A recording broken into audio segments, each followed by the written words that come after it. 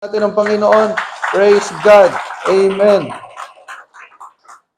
So, the message today is entitled, Joseph, the Father of Jesus. Kaya sabihin ng iba, naku, pampasko pala yun ah. Pero alam po ninyo, pinag-aaralan ko, ano ba talaga yung, I'm asking God, sino ba talaga sa Bible yung pinaka magandang ehemplo ng pagiging tatay? And God led me to the life of Joseph, the father of Jesus in the flesh. So, alam po ninyo, sa Amerika, meron daw crisis in fatherhood. According to these statistics, ay 18.4 million children, no? 1 in 4 live without a biological step or adoptive father in the home. So, sabihin, 1 out of 4 pala ng mga bata sa Amerika ang walang tatay na kinikilala. And based on that, 4 times greater risk of poverty. 4 na beses na yung mga batang ganon ay nakakaranas ng kahirapan. And more likely to have behavioral problems. Mga pasaway. 2 times greater risk of infant mortality. Yung mga bata ay namamatay sa tiyan ng nanay. And then more likely to commit crime, nagiging kriminal. 7 times more likely to become pregnant as a teen. So nabubuntis ng wala sa panahon, mga teenage mom. More likely to face abuse and neglect. Inaabuso, nineneglect, pinababayaan. More likely to abuse drugs and alcohol. Nagiging drogista, nagiging alcoholic. 2 times more likely to suffer obesity. Sabihin, nagiging mga matataba na obese. And 2 times more likely to drop out of high school. Hindi nakaka-graduate ng high school. So, this is a global crisis. Not only in America, but also all over the world. Okay? So, kaya napakahalaga po ng role ng mga tatay. Now, tingnan natin itong si Joseph. Joseph, a man of obedience and faith. Ang sabi doon sa Matthew 1:20-21, basahin natin, 1, 2, 3. An angel appeared to Joseph in a dream, saying, Joseph, son of David, do not fear to take Mary as your wife, for that which is conceived in her is from the Holy Spirit. She will bear a son, and you shall call his name Jesus, for he will save his people from their sins. So, sabi ng Banal na Espiritu kay Joseph, Joseph, huwag kang matakot na angkinin si Mary bilang iyong asawa dahil yung kanyang pinagbubuntis ay gawa ng banal na espiritu. Siya ay magbubuntis, manganganak ng isang lalaki at papangalanan mo siya ng Jesus dahil ililigtas niya ang kanyang mga tao mula sa kasalanan. So, kung makikita po natin na isang kahiyan kay Joseph na yung kanyang hindi pa asawa, na hindi pa nga niya nasisipingan, buntis na. Siyempre, sino ba naman sa mga lalaki ang papayag ng ganon? Hindi ba? Meron ba sa inyo papayag ng ganon? Na buntis yung mapapangasawa mo na hindi ikaw ang ama? Di ba? Ano sabihin, hindi ka papayag noon. Pero, nagtiwala si Joseph dun sa utos ng Panginoon. Joseph trusted in God's wisdom even though he did not fully understand the situation. Kahit hindi niya naintindihan na paano nangyari yon. But he followed God, he obeyed God. So he willingly accepted the responsibility of raising the Son of God as his own, knowing that God's plan was far greater than his own desires or concerns. So, ibig sabihin, yung responsibilidad na buhayin yung anak ng Diyos, angkinin yung anak ng Diyos, ay maluwag sa dibdib na tinanggap ni Joseph o ni Jose. So Joseph's faith played a very crucial role in the birth of Jesus Christ. So makikita po ninyo yung special yung role na ibinigay ng Diyos kay Joseph to be the father of Jesus in the flesh. Okay? So pangalawa, Joseph, a man of integrity and righteousness. So, he chose to do what was right more than what was required. Ano po ibig sabihin dito? Kasi, ang sabi doon sa mga batas ni Moses, sa Deuteronomio 22, 13 hanggang 21, tandaan niyo po ito, kapag yung isang dalaga ay nabuntis nang wala siyang asawa, kailangang batuhin hanggang sa mamatay. Yun ang batas sa lumang tipan. Isipin nyo, kung yan ay pinapatupad sa panahon ngayon, ilang kayang kabataang babae ang pinaglalamayan araw-araw? Naintindihan ninyo?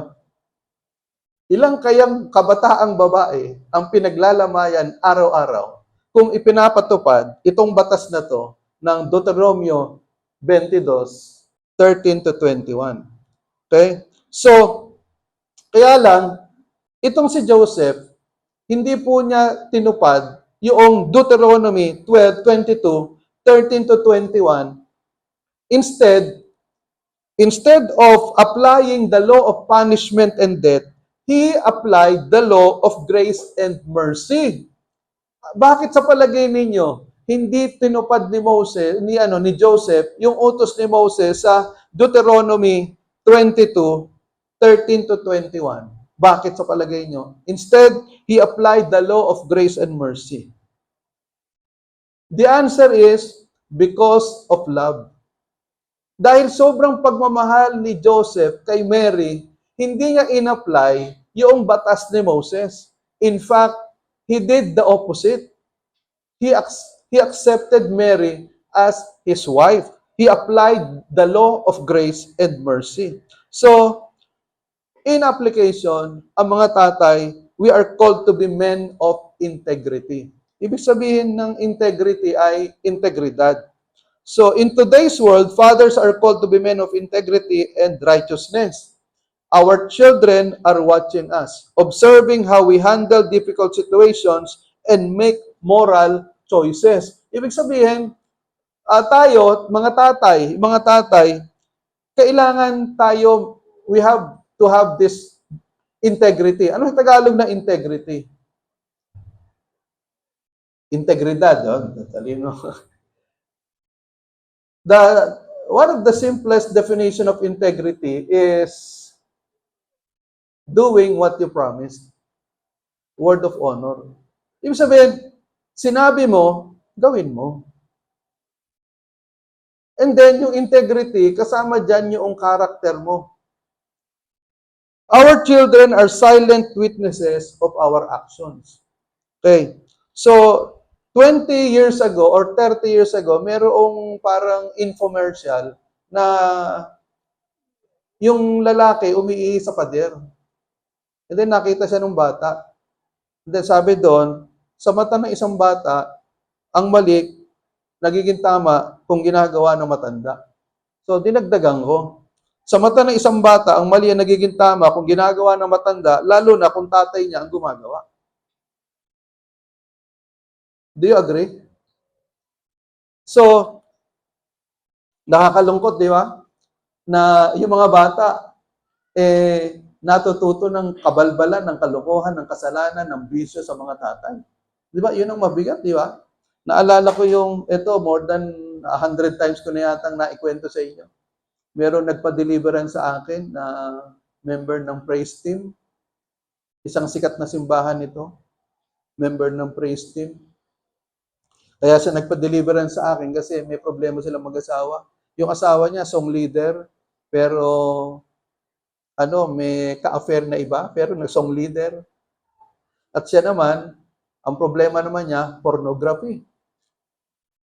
Yung kanyang hard disk, yung hard drive niya, meron siyang nakalaman na 40 gigabytes ng pornographic materials do sa kanyang computer.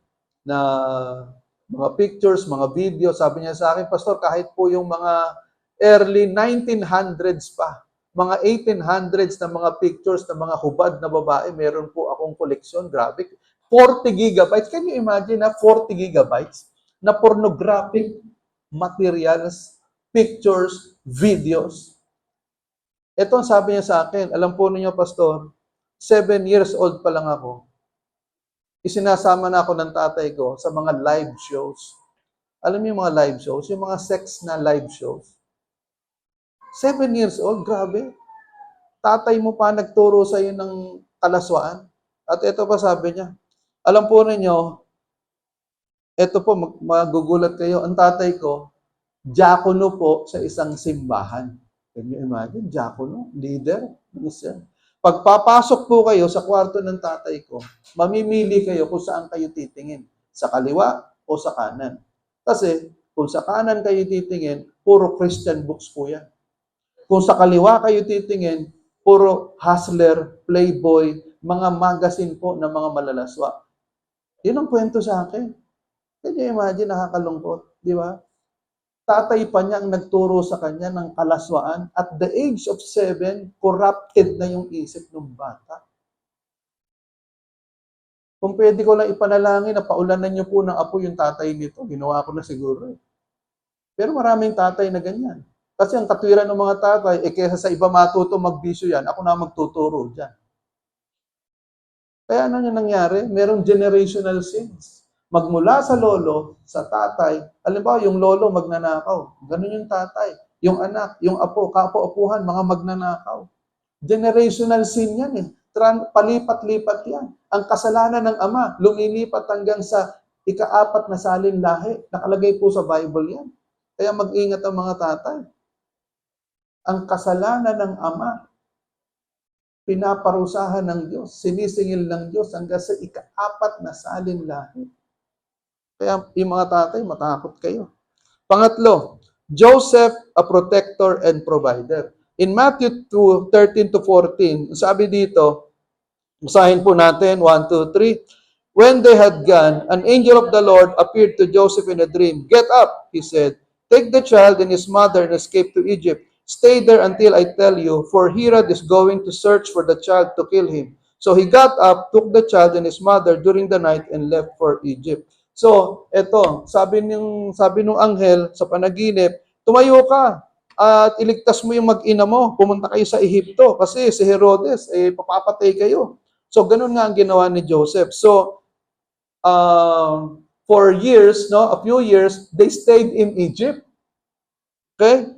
So, ano ibig sabihin nito? Si Joseph, a protector and provider for his family. So, Joseph faced numerous challenges in protecting Jesus. Si Joseph, ang dami niyang mga pinagdaanan na mga problema, mga pagsubok, mga trials, troubles, temptations in protecting Jesus Christ. And he willingly uprooted his life, leaving his home and everything familiar to ensure the safety of Mary and Jesus. Ano ibig sabihin nito? Iniwanan ni Joseph yung comfort of life. Iniwanan niya yung kanyang mga kamag-anak, yung pagiging komportable ng kanyang pamumuhay. Iniwanan niya lahat ng mga conveniences, lahat ng mga comforts in life in order to protect Mary and Jesus.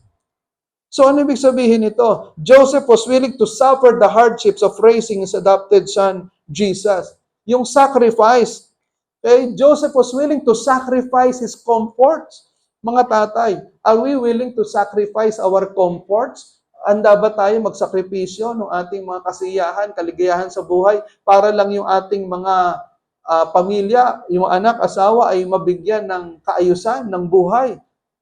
Now, question, how many fathers are willing to sacrifice their comforts for the welfare of their children?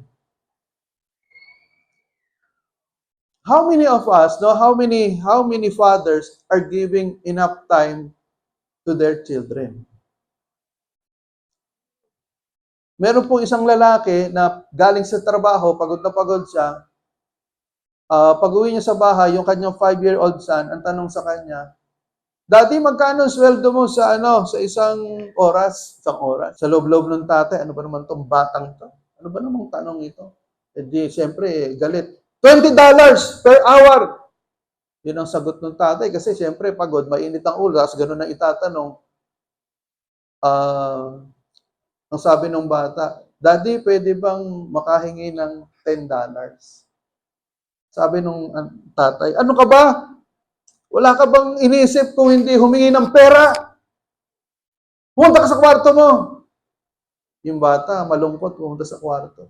Pero after an hour, nahimasmasan yung tatay. Naku, ano ba yung sinabi ko sa anak ko? Siguro kailangan niya siguro talaga ng pera eh. Dahil baka pambili ng kung anong gusto niyang bilhin o laruan. Pinuntahan yung bata doon sa kwarto. Sabi niya, anak, gising ka pa ba? Opo, daddy, gising pa po ako. Kailangan mo ba talaga ng $10? Opo, daddy. O eto, $10. Kinuha ng bata yung $10, tapos kinuha yung naipon ng bata, mga nakalukot na mga dollars, isinama yung $10 doon sa naipon niya. Sabi ng tatay, sa isip niya, pambihira itong anak ko talaga. Mukhang may problema sa pera yung anak ko ah. Sabi ng tatay, saan mo ba gagamitin yung $20? Daddy, kasi yung pera ko, $10 lang eh. Kaya kailangan ko po ng another $10. Pwede po bang pabili ng isang oras ninyo?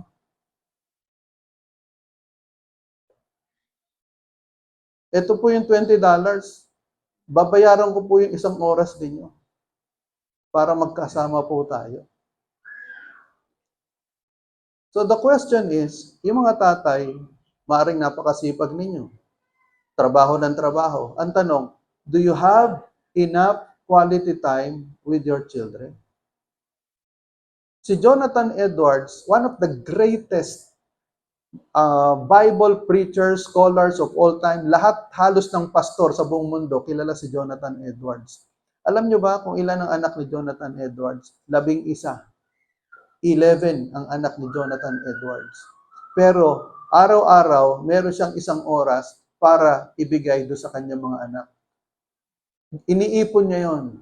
13 hours siyang nag-aaral ng kanyang isi-sermon, na nagpapastor, nag-counseling sa mga miyembro.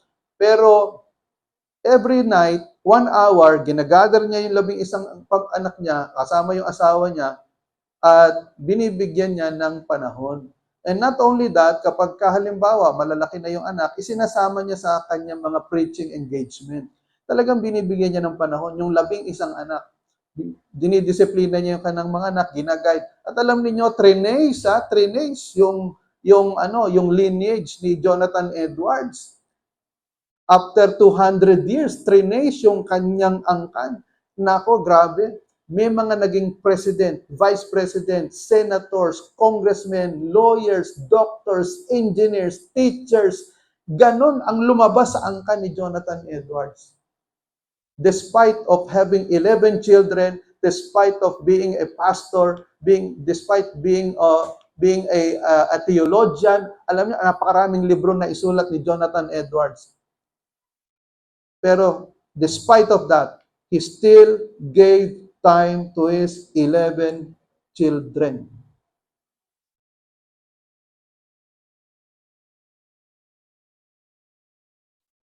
Alam niyo, nalulungkot ako doon sa mga tatay na hindi kasama yung asawa at mga anak sa simbahan. Talagang nalulungkot ako dyan. Kasi bilang tatay, ikaw yung may responsibilidad na dalhin sa Diyos yung pamilya mo. Ikaw ang leader ng pamilya Ikaw ang 5-star general Ikaw ang chief of staff Pero nakakalungkot, no?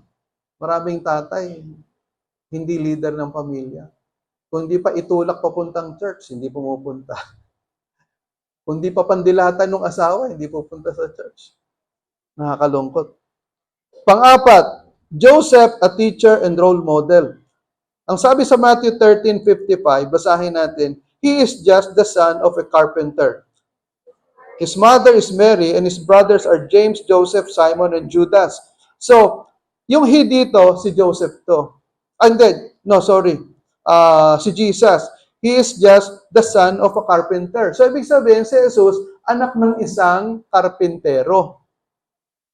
Ang nanay niya si Mary, ang mga kapatid niya, James, Joseph, Son, and Judas. Kaya, hindi po totoo na si Mary ay forever virgin. Hindi totoo yan. Kasi nagkaroon siya ng kapatid Ito ang linaw sa Bible. Si James, Joseph, Son, and Judas, yung mga kapatid niya. Ito sa Mark 6:3. He is just the carpenter. Jesus is just the carpenter. The son of Mary and the brother of James, Joseph, Judas, and Simon, and his sisters. May mga kapatid pa pala. So talagang hindi nabuhay forever and ever na virgin si Mary. Naunahan po ninyo. Kasi nga, mga 7 yata ang naging anak nila ni Joseph. Now, ang gusto kong puntuhin dito, hindi yung pagiging virgin o hindi virgin ni Mary. Ang punto ko rito, si Joseph carpenter. Si Jesus, carpenter din. So, ano ibig sabihin nito? Joseph became a good teacher and role model to Jesus. Naunahan po natin. Naging good role model. So, eto ang tanong. Yung ba mga anak natin, bida o kontrabida? Okay. Remember this, our children are what we raised them to be. They grow up based on how we molded them. Kasi may mga anak na bully sa school, di ba? Yung mga anak na bully sa school, most likely, ang mga tatay nun, mga bully din eh. Mga pasaway din. So, paano ba natin hinuhubog yung mga anak natin? Kapag yung anak mo, listen to this ha, mga magulang, nanay, kasama kayo dito ha. Kapag yung anak mo pasaway, tanungin mo yung sarili mo, paano mo pinalaki yung anak mo? Pastor, ang tigas ng ulo ayaw sumunod ang tanong, anong klaseng disiplina ang ibinigay mo? Usually, yung mga tatay, ang pinapaubaya sa mga nanay, yung pagdidisiplina. Listen karamihan sa mga anak, kapag ka nanay ang nagdisiplina, ang mga nanay hanggang salita lang di ba? Hanggang dakdak lang yan Ang mga bata, sanay na yan sa dakdak ng nanay si mama naman, ganyan lang yan. Maya-maya yan, tatahimik yan. So, hanggang salita lang. Pero iba yung galit ng tatay. Kapag ang tatay ang nagalit, tahimik agad yung anak Iba kasi yung authority figure pagka tatay ang nagtaas ng boses Tama ba? So, mga kapatid, dapat tayo, mga magulang, nanay at tatay, marunong kang magdisiplina sa anak mo based on the Word of God. So, ikaw ang nagpapalaki sa anak mo. Ephesians chapter 6, verse 4. Basahin ng mga tatay. 1, 2, 3. Fathers, do not provoke your children to anger by the way you treat them. Rather, bring them up with the discipline and instruction that comes from the Lord. Ang linaw di ba? Tatay. Talagang in-emphasize mga tatay. Huwag nyo itulak sa galit yung mga anak ninyo sa pamamagitan ng kung paano sila tratuhin. Ano ibig sabihin nito? Ibig sabihin, may mga tatay na inconsistent yung kanilang disiplina. Minsan galit, minsan hindi. Minsan okay, minsan hindi. Depende sa mood ni tatay. Pagka ganyan, hindi alam ng anak saan pupunta. Kaliwa, kanan. Laging yung anak ay ibig sabihin, naninimbang sa ugali ng tatay. Siguro kung good mood ang tatay, okay sa kanya to. Pag bad mood yung tatay, kahit tama, mali pa rin. O kaya naman, yung mga tatay, grabe kung magparusa. Konting pagkakamali, sipa, batok, suntok, tadyak. Konting pagkakamali, nakasigaw. Di ba? Yung bata, sa palagay natin, yung mga bata, hindi sumasagot yan. Pero nabubuo sa puso niya yung galit sa magulang. Iniisip niya, paglaki ko, lalabanan ko itong tatay ko. Gagante ko sa tatay ko, paglaki ko. At hindi lang yon. Kung paano pinalaki yung anak mo, ganun din magpapalaki ng anak yan. Naintindihan ninyo? Kung pinalaki mo sa galit yan, ganun din ang gagawin niya sa mga anak niya. Palalakihin din niya sa galit yung mga anak niya. Kasi yun ang nakasanayan niya Naunawaan po natin.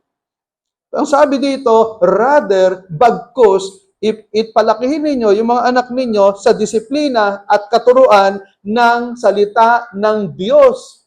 Yun ang sabi dyan Kaya nga napakahalaga yung mga bata, dinadala natin sa Sunday School, kahit sabihin natin yung mga bata, yung mga toddlers, alam mo, sila Raven o yung mga sila Danny Boy, pagulong-gulong dyan sa sahig, sa lobby.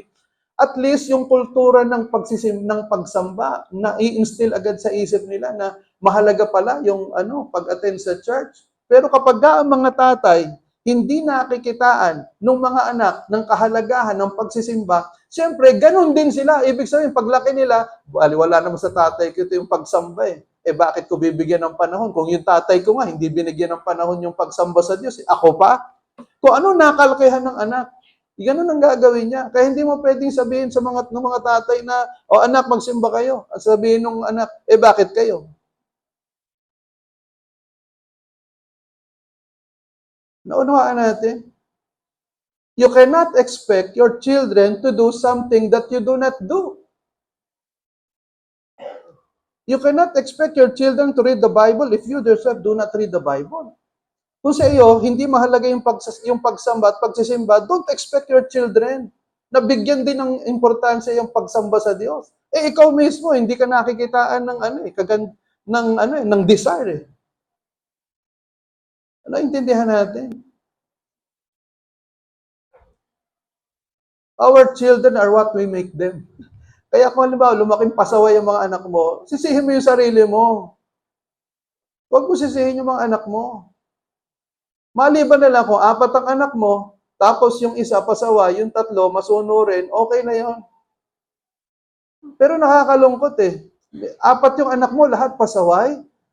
Anong klaseng magulang ka? 0 out of 4? Grabe. Fathers have 3 important roles in his family. Okay? Number 1, 3P ito, priest. Tandaan nyo, the father is the priest of his family. Ano yung priest? Ano ba ginagawa ng priest? Ipinapanalangin yung kaniyang mga anak. Dahil ang priest, ipinapanalangin yung simbahan, yung buong Israel. Ako, I pray for you every day. Dinadala ko kayo pagdating ng prayer mountain. Idinudulog ko kayo sa Panginoon. Idilulod ko kayo sa Panginoon. Hindi man by name, pero by group, by team. So, I pray for all of you that the Lord will bless you, that the Lord will encourage you, empower you, enlighten you. Being a priest, it is my responsibility to pray for you. Lalo na yung mga may problema, mabibigat, may mga sakit, I lift you up to God. And also the father, ipanalangin mo yung asawa mo, yung anak mo, at least, wag yung puro selfish prayer. Karamihan kasi yung iba sa atin, puro selfish prayer na puro, Lord, tulungan niyo po ako, Lord, yung trabaho ko po, Lord, yung pag-aaral ko po, Lord, o yung business ko po, Lord, o yung sakit ko po, Lord. When was the last time that you prayed for your wife, for your children, for the church? You lift them up to God. Pangalawa, prophet. Prophet preaches the word to them. Okay? Hindi naman ibig sabihin na magaling kang mangaral o kabisado mo yung Biblia. Pero, listen, mga tatay, it is your responsibility to speak the word of God to your children. Pero ito tandaan mo, Ephesians 4:15, speak the truth in love. Speak the truth in love. Sabihin, bitawan mo yung katotohanan, pero sa attitude ng pag-ibig, hindi attitude na galit. Sinasabi sa Bible, ganito kayo, dapat ganito ka, dapat ganito ka. Dapat sabihin mo to ng may pag-ibig. Speaking the truth in love. Ephesians 4:15. So, kaya responsibility ng mga tatay na aralin ang Biblia. Okay? Because you are the prophet to your family. Hindi yung tatay ka, hindi ka nagbabasa ng Bible. Yun ngang Zoe, hindi mo mapanood Simpleng-simple, 30 minutes, hindi mo mabigyan ng panahon. Hindi mo masagutan yung A to Z. Anong klase ka? Pero ang tagal ng oras mo kapag nanonood ka ng TV. You must be a prophet. You need to preach the word. Speak the word to your family. Pangatlo, pastor. You are the pastor of your family. You protect them from the devil and you lead them to God. Bilang pastor, ikaw ang pastol Pastol ka ng pamilya mo Dapat yung asawa mo, yung anak mo, iniingatan mo, you protect them from the work of the devil and you lead them to God. Okay? Mga tatay, anong klaseng pamilya ang binubuo mo? Okay. What are the characteristics of a good father based on the life of Joseph? Okay, you rate yourself 1 to 10, ha? Ako, ni-rate ko yung sarili ko. Naka 45 out of 60 lang ako Maximum 60. Ako, naka 45 lang ako dito. Number 1, faithful. Are you faithful to God and to your family? Tapat ka ba sa Panginoon? Ibig sabihin ng tapat, Ako ba'y nagbabasa ng Biblia? Nananalangin ka ba? Sumasamba ka sa Diyos? And then, yung pamilya mo, are you faithful to your family? Okay? Pangalawa, are you abounding in good works and service to God? Ibig sabihin, naglilingkod ka ba sa Panginoon? Are you serving God? Or you're serving yourself, you're serving the community, you're serving the world, pero wala kang panahon sa paglilingkod sa Diyos. Tandaan mo, yung talino mo, yung galing mo, yung pera mo, galing lahat sa Diyos yan. Di ba napaka-unfair na pinagpala ka ng Diyos, pero hindi ka naglilingkod sa Diyos? Pinapayaman mo yung kumpanya mo, pero hindi mo pinapayaman ang simbahan ng Panginoon. Ginagamit mo yung talento mo sa maraming bagay, pero hindi mo ginagamit yung talento mo para tulungan ang simbahan ng Panginoon. Marami kang panahon sa maraming bagay, pero wala kang panahon sa paglilingkod sa Diyos. Anong klaseng tao ka? Pangatlo, trustworthy. Reliable, with integrity, with word of honor. Mapagkakatiwalaan ka ba bilang tatay? Are you reliable? Meron ka bang word of honor? Next is heroic. Are you a hard worker? Sacrificial, selfless? Inuuna mo ba yung sarili mo o inuuna mo yung pamilya mo, inuuna mo ang Diyos? We must be Christ-centered. Unahin natin dapat ang Panginoon. And then we must be sacrificial in loving our family. And then encouraging, advisor, cheerleader, coach, friend. Do you encourage your children, your wife? Are you a cheerleader of your children? Or ikaw yung nagbabagsak sa pangarap ng anak mo? Ikaw yung sumisira sa pangarap ng anak mo. Dapat ikaw yung nag-aangat sa pangarap ng anak mo. You must be the coach, the friend, the advisor of your children. And, pinakahuli, romantic, tender, loving care. Tingnan niyo Mark 6:3. Joseph and Mary had 4 sons and 2 daughters. Ano ibig sabihin nito? Si Joseph, romantic. How many of the fathers here, you are romantic to your wife? Nakikita, minsan ba, hindi naman obvious, hindi mo naman sinasadya, pero may mga pagkakataon ba na nahuhuli kayo ng mga anak nyo na nagyayakapan at naghahalikan ng mga anak ninyo? Sabi, ay, ano ba naman kayo, laswan nyo naman? Pero, masarap tingnan ng mga anak yon. Because the best thing that the father can do for his children is to love their mother. Naintindihan nyo ba? O baka lagi na lang kayo nakikita ng mga anak ninyo, lagi na lang gaaway, lagi nagsisigawan. Sa amin po, magkakapatid, no? Hindi namin nakita ang magulang namin nagsigawan, nag-away sa harap namin. Never.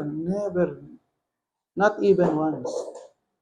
Hindi namin nakitang nagsinghalan, nagbatuhan, nagtaasan ng boses, nagmurahan ang nanay at tatay ko. Never talaga, never.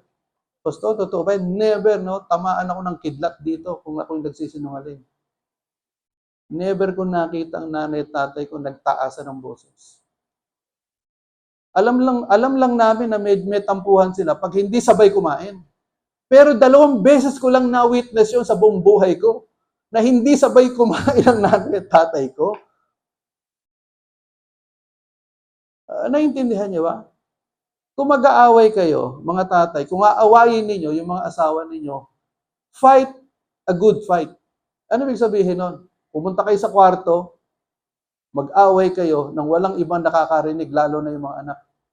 O kaya, sabihin sa anak nyo, anak, lumabas muna kayo doon, sige, magliwaliw muna kayo doon, makapit-bahay muna kayo at may pag-uusapan lang kami ng nanay ninyo. Paglabas ng bahay, saka kayo magsigawan. Fight a good fight. Naintindihan niyo?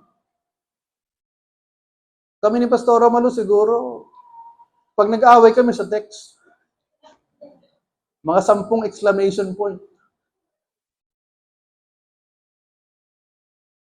Pero siguro yung nagtaasan kami ng boses, siguro in the past, since 1992 ba? Siguro mga 2 beses lang eh.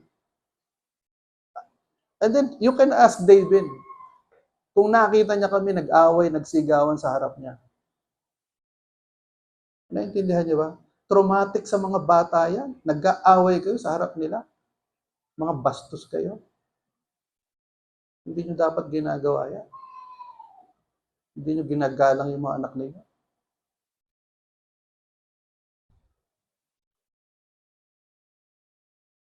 Okay, Father's Day card. Merong isang kumpanya na gumagawa ng greeting cards na sabi nila sa isang kulungan, bigyan natin ng greeting cards yung mga mga preso para magbigay ng greeting card sa kanilang mga nanay. So, ang haba ng pila. Ang sabi nung kumpanya, wow, successful. O sa Father's Day, gawin natin ito. So, sabi, yung mga preso, pumunta sila uli, Father's Day. Sulatan nyo ng greeting cards yung mga tatay ninyo. Alam nyo, wala kahit isang presong pumila. Bakit? Tinanong nila, hindi nila kilala kung sinong tatay nila. Totoong pangyayari ito. Ang sabi sa Malakias 4:5-6. Ang sabi dito, basahin natin, narito, aking susuguin sa inyo si Elias na propeta bago dumating ang dakila at kakilakilabot na kaarawan ng Panginoon. Verse 6, at kanyang pagbabaliking loob ang puso ng mga ama sa mga anak at ang puso ng mga anak sa kanilang mga magulang. Baka ako'y dumating sa atsakstang ko ang lupa ng sumpa. Ano yung sabihin nito? Sa huling panahon, gagawa ang Diyos ng paraan para magkabalikan ang ama sa anak at ang anak sa ama. We are living in the last days. And this prophecy is for us. This is the time. Ito yung huling panahon na yung mga anak at yung mga magulang magkakaroon ng pagbabalikang loob. Ito, naikwento ko na sa inyo more than 100 times.